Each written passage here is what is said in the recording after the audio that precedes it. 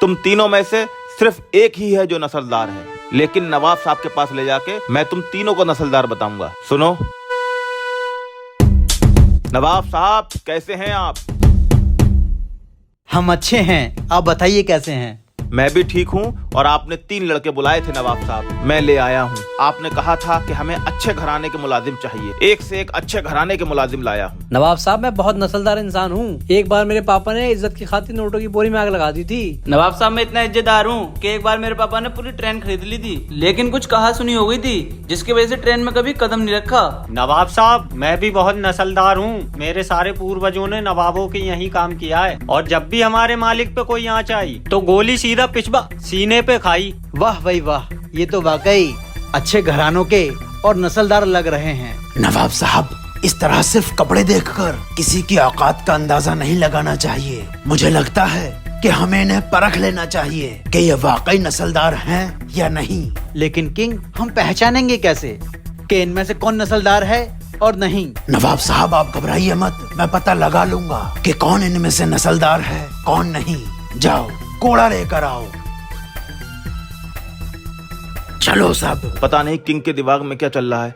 पता नहीं किंग ने कोड़ा क्यों मंगाया है, समझ नहीं आ रहा है ये क्या करने वाला है।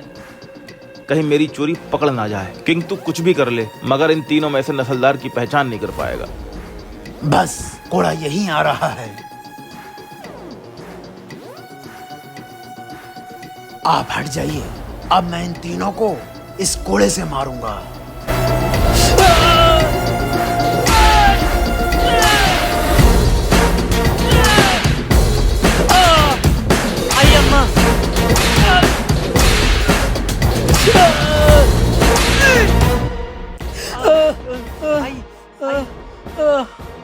इन्हें हमारे यहाँ के शाही फल खिलवाओ।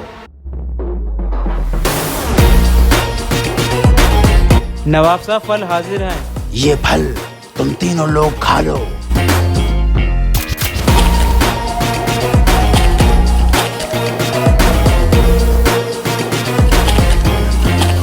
तुम फल क्यों नहीं खा रहे हो? तुम भी खाओ। नवाब साहब किंग ने मुझे बहुत मारा है, मेरी बहुत बेइज्जती हुई है, मैं कुछ नहीं खाऊंगा। नवाब साहब इन तीनों में सिर्फ यही नस्लदार है, इसको आप काम पर रख सकते हैं। क्योंकि नवाब साहब मैंने इन तीनों को कोड़े से मारा, लेकिन 2 लोगों की इज्जत पर कोई फर्क नहीं पड़ा, सिर्फ एक की इज्जत पर फर्क पड़ा जो नस्लदार है। इसलिए इस नस्लदार को अपने पास काम पर रख लीजिए। वाह किंग वाह, तेरे पास हर मसले का हल है।